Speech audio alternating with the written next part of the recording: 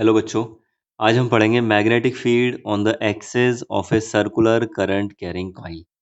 कोई circular current carrying coil है तो उसके एक्सिस पर मैग्नेटिक फील्ड कितना होगा। ये chapter 4 moving charges and magnetism का टॉपिक है, क्लास 12 सब्जेक्ट फिजिक्स। ये हमने मान लिया ये कोई सर्कुलर कॉइल है और ये ऐसे रखी हुई है, ये ऐसे प्लेन ऑफ पेपर के परपेंडिकुलर ऐसे रखी हुई है। और ये जो डैश डैश वाला पार्ट मैंने बनाया है, इसका इतना पार्ट ये बिहाइंड द पेपर है और ये वाला अपसाइड द पेपर है। ये वाला डार्क वाला पार्ट ये ऊपर है। तो इसका मतलब करंट अगर मैंने ऐसे मान लिया इधर से ऊपर जा रही है और इधर से नीचे आ रही है, तो इसका मतलब करंट ऐसे फ्लो हो रही है, ऐसे करंट ऐसे इसमें चल रही है, ठीक है। और ये इसका सेंटर है। सेंटर से एक्स डिस्टेंस पर यहाँ ये पॉइंट पी, इस पर हमें मैग्नेटिक फील्ड कैलकुलेट करना है। पी पॉइंट पर टोटल मैग्नेटिक फील्ड कितना होगा। अब कैसे कर सकते हैं, इसके लिए तो हमें करंट एलिमेंट लेट करना होता है बायो सावर्ट लॉ के लिए, है ना। तो एक करंट एलिमेंट हम चूज कर लेते हैं, ये अपर मोस्ट पॉइंट। तो देखो अपर मोस्ट पॉइंट पर अगर छोटा सा मैं एक एलिमेंट चूज करूं, जैसे हमने यहाँ पर इसमें एलिमेंट चूज किया था तो इसकी टेंजेंट के लॉन्ग था। इसी को अगर मैं ऐसे कर दूं खड़ा, तो क्या होगा, ये outside the plane of paper ये आइडियल वेक्टर होगा, है ना। आउटसाइड आएगा आइडियल वेक्टर ये। तो इसको हमने आउटसाइड बना दिया आइडियल वेक्टर। ये डॉट मैंने जो बनाया डॉट सर्कल के अंदर, ये है आइडियल वेक्टर, ऐसे बाहर की तरफ ऐसे, है ना। ऐसे ये आइडियल वेक्टर है। अब हमें कहाँ चाहिए मैग्नेटिक फील्ड, यहाँ चाहिए। तो यहाँ से यहाँ तक का एक डिस्प्लेसमेंट वेक्टर हमें चाहिए, आर वेक्टर, या पोजीशन वेक्टर हमें आर वेक्टर चाहिए, है ना। या वैसे डिस्प्लेसमेंट वेक्टर ही हम इसको बोलेंगे।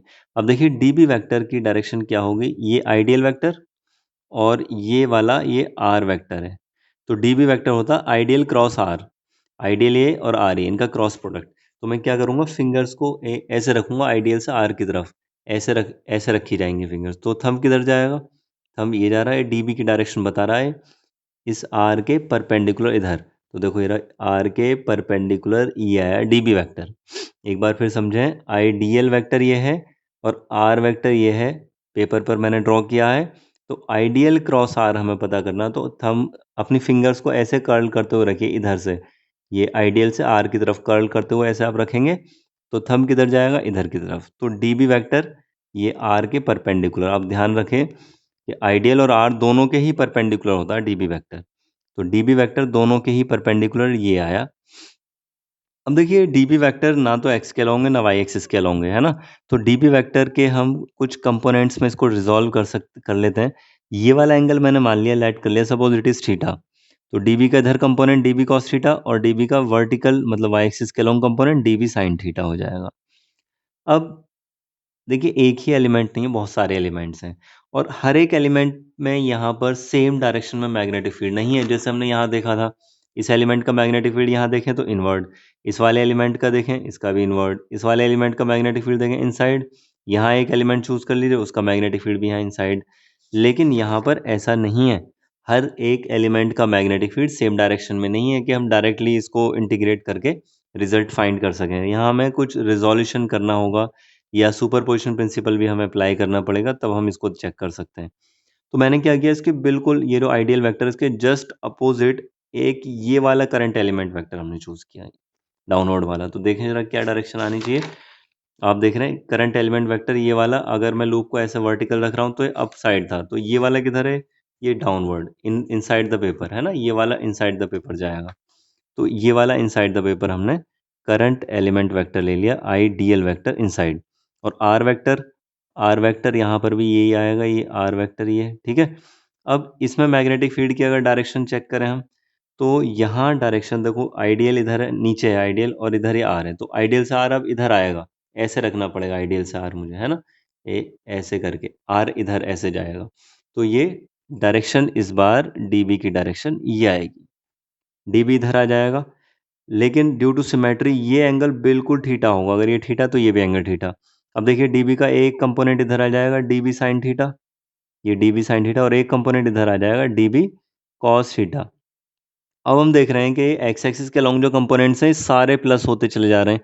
इस एलिमेंट का डीबी कॉस थीटा ये प्लस एक्स के लॉन्ग, इस वाले एलिमेंट का देखें नीचे वाले का डीबी कॉस थीटा ये भी प्लस एक्स के लॉन्ग आ रहा है। लेकिन डीबी साइन थीटा ये जस्ट अपोजिट एंड इक्वल आ रहे हैं, है ना। ये कैंसिल आउट कर देंगे। तो अगर हमें पी पॉइंट पर टोटल मैग्नेटिक फील्ड चाहिए तो डीबी कॉस थीटा फाइंड करके उसको इंटीग्रेट करना होगा। यहाँ कितना सिंपल था सर्कुलर वाली में, यहाँ केवल dB फाइंड कर दिया और उसको हमने इंटीग्रेट कर दिया, लेकिन यहाँ पर हमें dB cos थीटा फाइंड करके उसको इंटीग्रेट करना होगा। हमने इन दोनों एलिमेंट से देखा, ठीक है ना। तो हम देखते हैं पहले dB कितना है। dB कितना होगा यहाँ, मैग्नेटिक फील्ड, इस एलिमेंट का मैग्नेटिक फील्ड यहाँ कितना होगा, mu naught upon 4 pi I D L sine theta. तो देखिए थीटा कितना होगा, साइन थीटा, यहाँ आइडियल और आर के बीच का एंगल आता है। देखो आइडियल तो ये था वर्टिकली अपवर्ड, और आर ये पेपर के प्लेन में हॉरिजॉन्टल, तो वर्टिकल और हॉरिजॉन्टल के बीच का एंगल 90 डिग्री। तो है ideal sine 90 upon R square, R यहाँ से यहाँ तक की डिस्टेंस का स्क्वायर, तो आर स्क्वायर हमने लिख दिया। और आर यहाँ कितना होगा, आर को एक्स और आर की टर्म्स में लिखना चाह रहे हैं भाई। एक्स एक फिक्स डिस्टेंस आपको गिवन है सेंटर से, एक्स डिस्टेंस पर बताइए मैग्नेटिक फील्ड कितना होगा, रेडियस गिवन है। तो आर को एक्स और आर की टर्म्स में अगर रखें तो पाइथागोरस फॉर्म से हम लिख सकते हैं X square plus R square. ये वैल्यू हम इसकी बाद में पुट कर देंगे, अभी तो इस स्टेप में नहीं कर रहे। अब देखिए हमें चाहिए कॉस थीटा की वैल्यू। कॉस थीटा कैसे फाइंड कर सकते हैं, देखो ये जो डीबी है ये आर के परपेंडिकुलर है, पूरा 90 डिग्री का एंगल है ये वाला, ठीक है ना। तो अब ये एंगल थीटा, ये 90, ये एंगल कितना होना चाहिए, ये वाला एंगल, है ना, ये एंगल कितना होना चाहिए कि पूरा 180 डिग्री हो जाए। तो आप तीनों प्लस करके कैलकुलेट करेंगे ना, तो ये 90 माइनस थीटा आएगा, ये 90 माइनस थीटा। अब देखिए इस वाले ट्राइंगल में देख लीजिए, ये 90 माइनस थीटा, और ये वाला एंगल फिर कितना होगा कि आप तीनों एंगल्स का प्लस करके इक्वल टू 180 रख लीजिए, ये एंगल थीटा आ जाएगा, है ना, ये एंगल थीटा आएगा। तभी तो देखो थीटा 90 और 90 माइनस थीटा, तीनों का सम 180 डिग्री, तभी तो बनेगा। देखो थीटा, मैं यहाँ कर देता हूँ, थीटा प्लस ये वाला 90 और प्लस ये वाला 90 माइनस थीटा, तो थीटा से थीटा कैंसिल, तीनों का सम कितना आ रहा है, 180 डिग्री होता है ना ट्राइंगल में, ये वाला एंगल थीटा आया है। तो इस वाले ट्राइंगल से हम कॉस थीटा फाइंड कर सकते हैं। देखो cos theta is equal to base upon hypotenuse, तो आर अपॉन आर, ठीक है। हमें क्या चाहिए, हमें चाहिए डीबी कॉस थीटा। तो हम देख रहे हैं now DB cos theta is equal to mu not upon 4 pi I into D L upon R square into R upon R. तो देखिए क्या आया है, mu not upon 4 pi I into D L into R upon R cube. अब R की ये वाली value put कर देते हैं हम, ठीक है ना, इसकी वैल्यू पुट कर रहे हैं, तो देखो थोड़ा सा और सिंप्लीफाई होकर आ जाएगा। D B cos theta is equal to mu not upon 4 pi I D L R upon X square plus R square का होल 3/2 हो जाएगा, क्योंकि 1/2 तो ऑलरेडी है, X square plus R square का होल 1/2 है ना, होल क्यूब करेंगे तो होल 3/2 हो जाएगा। अब ये जो वैल्यू है ये वाली, ये एक्स एक्सिस के अलोंग छोटा सा एक एलिमेंट का मैग्नेटिक फील्ड है, तो इसको मैं डी बी एक्स सेलेक्ट कर रहा हूँ, इसके लिए सिंबल डी बी एक्स, मतलब एक्स एक्सिस के अलोंग एलिमेंट का magnetic field D B X, ठीक है। इसको इंटीग्रेट कर रहे हैं, देखो इंटीग्रेटिंग इंटीग्रेट करने पर क्या आएगा, क्लोज इंटीग्रेशन कर रहे हैं यहाँ भी, क्योंकि क्लोज लूप है ना, तो D B X equal to, अब देखो क्या क्या, डी एल यहाँ वेरिएबल है, एल यहाँ वेरिएबल है, तो इसके साथ में क्या क्या चीज़ें वेरिएबल हैं वो अंदर रह जाएंगे इंटीग्रेशन में, और बाकी जो कांस्टेंट है वो बाहर लेंगे हम।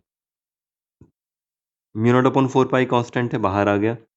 करंट कांस्टेंट है, ऐसे ही रहा। Radius of the loop R constant है, बाहर ले लिया हमने इंटीग्रेशन के। अब देखो एक्स, ये भी आपको एक फिक्स डिस्टेंस दी गई है कि इतनी डिस्टेंस पर बताइए मैग्नेटिक फील्ड कितना, R radius of the loop, तो किसी पर्टिकुलर एप्लीकेशन के लिए ये भी एक टाइप से कांस्टेंट रहेंगे, इनको भी बाहर ले लेते हैं। तो यह है X square plus R square का होल 3/2। अभी बचा है यहाँ डी एल, तो इंटीग्रेशन डी एल, ये हम ऐसे लिखते हैं। अब देखो यहाँ पर इंटीग्रेशन होने के बाद में वैल्यू क्या आएंगी, इंटीग्रेशन डी बी एक्स क्या होगा, एक्स एक्सिस के अलॉन्ग मैग्नेटिक फील्ड, तो बी एक्स हो जाएगा, टोटल मैग्नेटिक फील्ड हो जाएगा मतलब। और क्लोज इंटीग्रेशन डी एल, जितने भी छोटे छोटे एलिमेंट हैं डी एल लेंथ के, उन सब की लेंथ का प्लस पूरी सरकमफ्रेंस पर, है ना, तो पूरी सरकमफ्रेंस के इक्वल आ जाएगा ये तो इसको रखेंगे हम 2 pi R, radius of the loop capital R है, ध्यान देना स्मॉल आर नहीं है यहाँ।